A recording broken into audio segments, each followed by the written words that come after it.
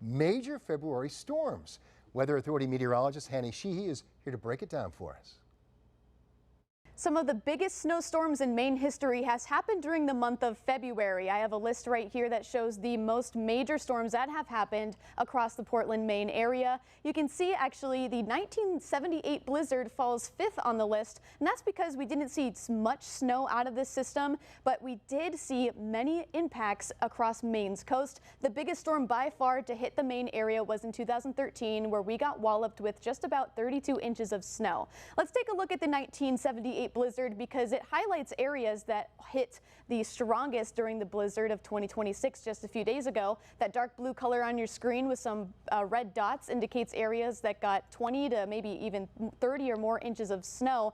But the difference here is that Maine got pummeled with coastal impacts. They hit records for over 40 years for the strongest tides here in Maine. And if we take a look at that 2013 blizzard, we got just about 32 inches in the Portland area, and this one is the largest blizzard that we have seen in history here in Portland, Maine. And we've also got another blizzard that was really significant across the area in 1969. This is really memorable, and when I talk to people, they say that this one was almost worse than the one from 1978. Many areas got over 50 inches of snow.